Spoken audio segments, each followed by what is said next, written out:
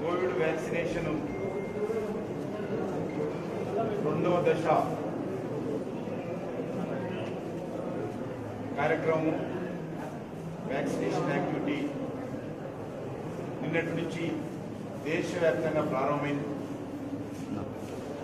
నిన్న దేశ ప్రధానమంత్రి నరేంద్ర మోడీ గారు కూడా రెండవ దశ వ్యాక్సినేషన్లో వారు కూడా తీసుకోవడం జరిగింది. 60 సంవత్సరాలు దాటినటువంటి ప్రతి వ్యక్తి కూడా ఈరోజు వ్యాక్సినేషన్ తీసుకునేటువంటి అవకాశము రెండో దశ కార్యక్రమంలో ప్రభుత్వం కల్పిస్తూ ఉంది. 60 సంవత్సరాలు దాటిన వారితో పాటు 45 సంవత్సరాలు దాటినటువంటి దీర్ఘకాలిక వ్యాధులు ఉన్నటువంటి వాళ్ళు కూడా వ్యాక్సినేషన్ చేసుకోవడానికి అవకాశం ఉంది. కాబట్టి ఆ రకంగా ఉన్నటువంటి వాళ్ళందరూ కూడా కోవిడ్ పోర్టల్కి వెళ్ళి తమ పేరు నమోదు చేసుకొని నియర్ బై సెంటర్స్లో ఏ సెంటర్కి వెళ్ళాలో కూడా వారందులో తెలియజేసి ఈ యొక్క వ్యాక్సినేషన్ సంబంధించినటువంటి అవకాశం వాళ్ళకు ఉంటుంది. అదేవిధంగా మార్చి అంటే నిన్నటి నుంచి ఈ కార్యక్రమం ప్రారంభమైంది.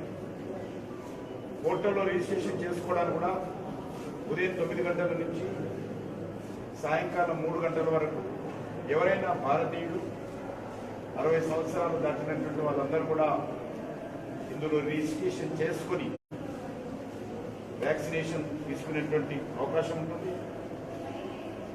ప్రభుత్వ కేంద్రాలలో అంటే ప్రభుత్వ ఆసుపత్రుల్లో ఎక్కడైతే వ్యాక్సినేషన్ సెంటర్స్ ఉన్నాయో అక్కడ ప్రజలకు ఈ యొక్క వ్యాక్సినేషన్ ఉచితంగా ఇవ్వడం జరుగుతూ ఉంది.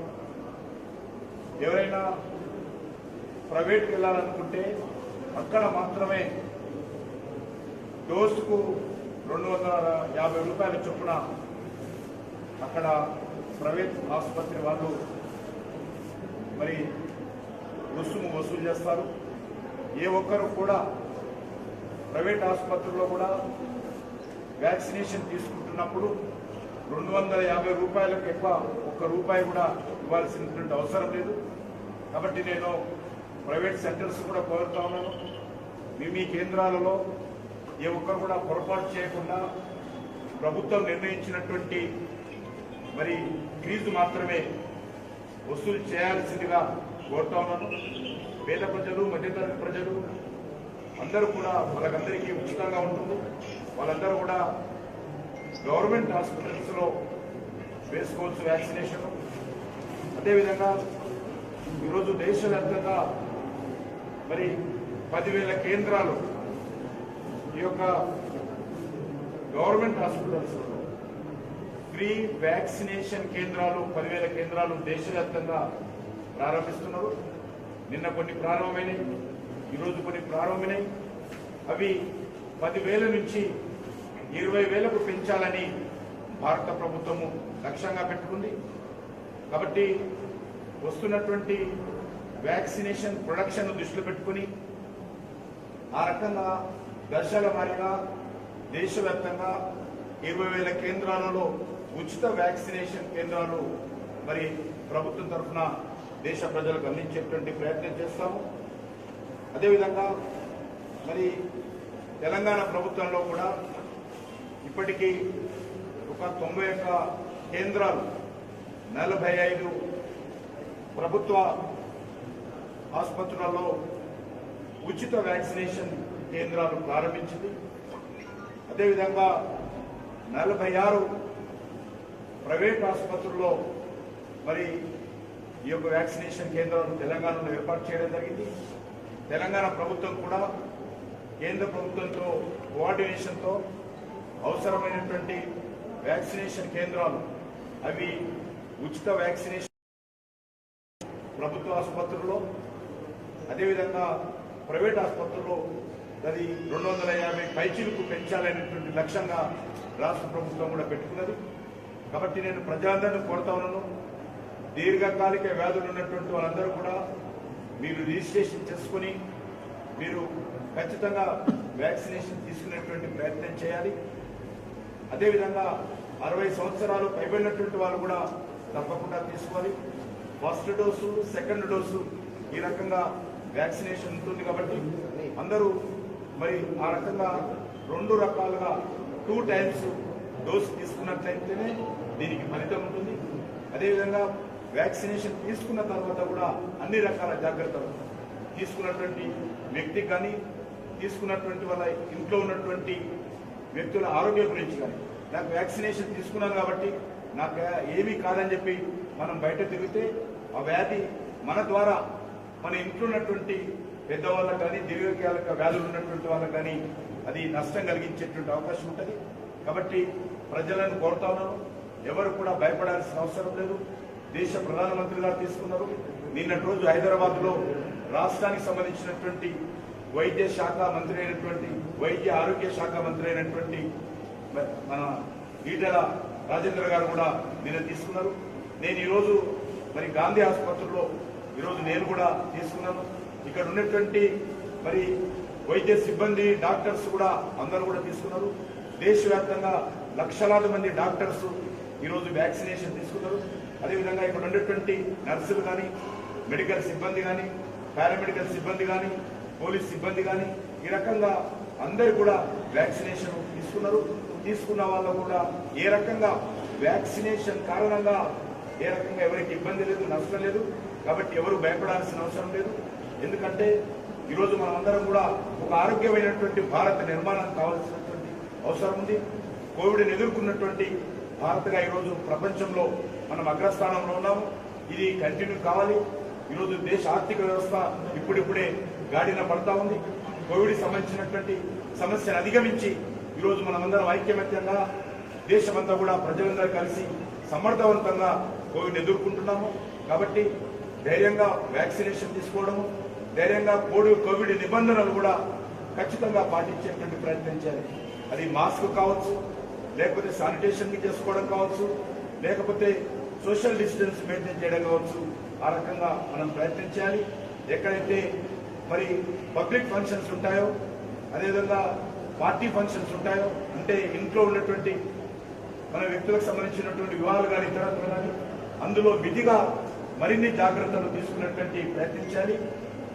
కాబట్టి ఆ దిశలో అందరూ కూడా అన్ని రకాలుగా మరి జాగ్రత్తలు తీసుకొని కోవిడ్ను మనము జయించాల్సినటువంటి అవసరం ఉంది.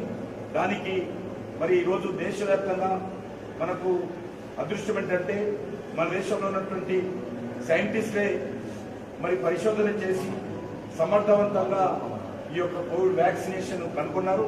అది ఫలితాలు కూడా ఇస్తా ఉన్నాయి. కాబట్టి ఎవరు కూడా ఏ రకమైనటువంటి అనుమానాలు వ్యక్తం చేయకూడదు, ఏ రకమైనటువంటి ఇబ్బంది పడాల్సిన అవసరం లేదు. అందరూ కోవిడ్ తీసుకొని మన తెలంగాణ, మన హైదరాబాద్ నగరంలో కూడా మరి తెలుగు ప్రజలందరూ కూడా సంతోషంగా ఉండాలి. కాబట్టి ఆ దిశలో కోవిడ్కి సంబంధించినటువంటి నిబంధనలు పాటిస్తూ ప్రభుత్వ అధికారులు ఇచ్చినటువంటి ఆదేశాలను మనం పాటిస్తూ మరి అందుబాటులో ఉన్నటువంటి వ్యాక్సినేషన్ కూడా అందరూ ఉపయోగించుకోవాల్సిందిగా కోరుతా ఉన్నాను. అదేవిధంగా ఈరోజు సికింద్రాబాద్ ఈ గాంధీ ఆసుపత్రికి మొట్టమొదటి మరి కోవిడ్ పేషెంట్ వచ్చినటువంటి రోజు ఈరోజు. ఆ రోజు నుంచి 1 సంవత్సరం పాటుగా నిరంతరంగా ఇక్కడ ఉన్నటువంటి వైద్య సిబ్బంది కానీ, ఇక్కడ ఉన్నటువంటి పారామెడికల్ సిబ్బంది కానీ, ఇక్కడ ఉన్నటువంటి శానిటేషన్ సిబ్బంది కానీ ప్రాణాలకు తెగించి ప్రజల ప్రాణాలు కాపాడారు. గాంధీ ఆసుపత్రి గతంలో కోవిడ్ తీవ్రంగా ఉన్నటువంటి పరిస్థితుల్లో కూడా నేను అనేక సార్లు గాంధీ ఆసుపత్రికి రావడం జరిగింది. కాబట్టి ఈరోజు మన ప్రజల తరఫున ఈ యొక్క కోవిడ్ పాజిటివ్ పేషెంట్ కనుగొన్నటువంటి గాంధీ ఆసుపత్రిలో మరి సంవత్సరం పూర్తవుతున్నది. కాబట్టి ఈ రోజుకు మరి నేను ప్రత్యేకంగా కేంద్ర ప్రభుత్వం తరఫున, భారత ప్రధానమంత్రి నరేంద్ర మోడీ గారి తరఫున, మా సికింద్రాబాద్ నియోజకవర్గానికి చెందినటువంటి ప్రజల తరఫున గాంధీ ఆసుపత్రిలో పనిచేస్తున్నటువంటి ప్రతి ఒక్క సిబ్బందికి మనస్ఫూర్తిగా నేను వారికి ధన్యవాదాలు, కృతజ్ఞతలు, సెల్యూట్ చేస్తా ఉన్నాను, అభినందన తెలియజేస్తా ఉన్నాను. ఏ పట్టుదలతోటైతే ప్రాణాలకు తెగించి మీరు సేవ చేశారో దాని ఫలితాలు ఈరోజు దేశంలో, రాష్ట్రంలో, హైదరాబాద్ నగరంలో కనిపిస్తూ ఉన్నాయి. కాబట్టి వారికి అన్ని రకాలుగా మరి మంచి జరగాలని, వాళ్ళు చేస్తున్నటువంటి సేవలను ప్రజలు కూడా గుర్తించి వాళ్ళకు గౌరవించాలని చెప్పి ఈ సందర్భంగా కోరుకుంటూ సెలవు తీసుకుంటున్నాను. ఇది ఇచ్చి వచ్చేలేదమ్మా, నేను అడగాల. हिंदी का हाँ? हिंदी अरे बस सर प्लीज सर फ्लाइट बस 2 मिनट बात कोविड वैक्सीनेशन का सेकंड फेज का कार्यक्रम कल से शुरू हुआ, मार्च 1 तारीख से। आदरणीय प्रधानमंत्री नरेंद्र मोदी जी कल दिल्ली में एम्स हॉस्पिटल में वैक्सीनेशन का कार्यक्रम खुद वैक्सीनेशन करवा दिया है। देश भर में कल से लगभग 10,000 सेंटर्स में फ्री वैक्सीनेशन सेंटर्स खोला है। उसको गवर्नमेंट हॉस्पिटल्स में वो 10,000 सेंटर्स देश भर में जो खोला है उसको 20,000 करने का सरकार का लक्ष्य है। वो जैसा जैसा प्रोडक्शन होते रहता है, जैसा जैसा स्टेट गवर्नमेंट व्यवस्था करते हैं उसके हिसाब से 20,000 सेंटर्स खोलने का व्यवस्था करने वाले हैं। जो सरकार हॉस्पिटल में, गवर्नमेंट हॉस्पिटल में वैक्सीनेशन देते हैं कोई कास्ट पे करने का जरूरत नहीं है, फ्री वैक्सीनेशन रहेगा। जो प्राइवेट हॉस्पिटल में कुछ लोग लेना चाहते हैं उनको भी ये सुविधा दिया है। वो लोग 250 रुपीज देना है, उससे ज्यादा 1 रुपए भी प्राइवेट हॉस्पिटल, छोटा हॉस्पिटल हो, बड़ा हॉस्पिटल हो, कारपोरेट हॉस्पिटल हो, उससे ज्यादा 1 रुपए देने का जरूरत नहीं है।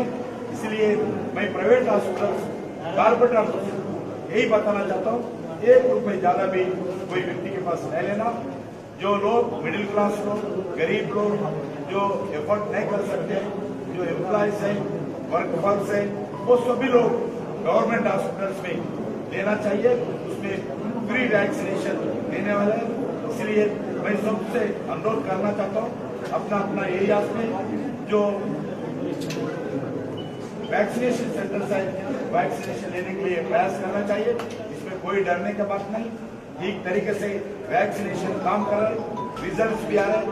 जो सेकंड डोज लेने के बाद सभी लोग, बहुत लोगों को ये कोविड के संबंध में ठीक तरीके से एंटीबॉडीज भी तैयार हो रहे। इसलिए विश्वास के साथ कोविड वैक्सीनेशन लेने के लिए